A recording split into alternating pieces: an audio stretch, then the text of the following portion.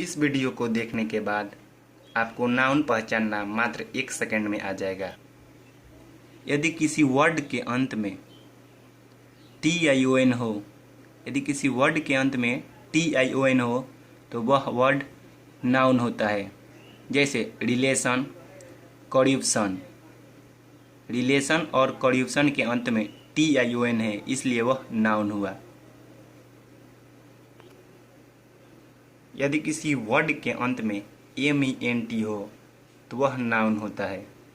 जैसे management, development, excitement. तीनों word के अंत में MENT है, इसलिए वह नाउन हुआ।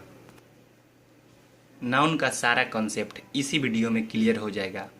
यदि किसी वर्ड के अंत में ANCE हो तो वह नाउन होता है। जैसे इम्पोर्टेंस, ब्रिलियंस। इम्पोर्टेंस और ब्रिलियंस के अंत में ANCE है, इसलिए यह दोनों भी नाउन हुआ।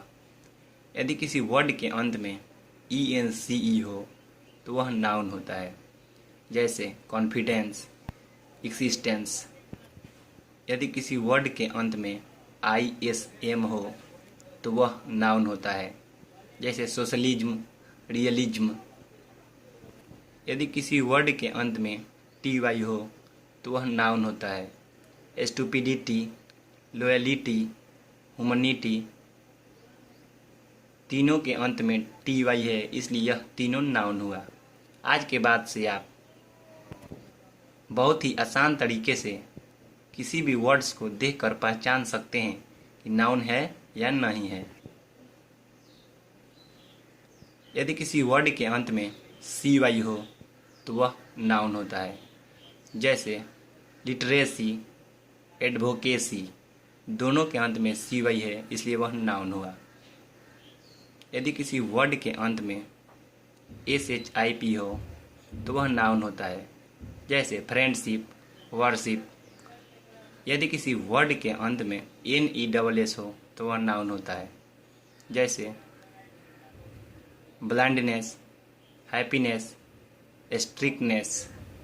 यदि किसी वर्ड के अंत में SION हो तो वह भी नाउन होता है। एग्जाम्पल दिया गया है डिप्रेशन। जितने भी रूल यहाँ पर दिए हैं सबको एग्जाम्पल के द्वारा समझाया गया है। यदि आप एक साथ याद करना चाहते हैं तो आप इस तरह याद कर सकते हैं। यदि किसी वर्ड्स के अंत में TION, MENT, ANCE, ENCE, ISM, TY, CY, SHIP, NESS, SION हो तो वह वर्ड अवश्य ही नाउन होता है।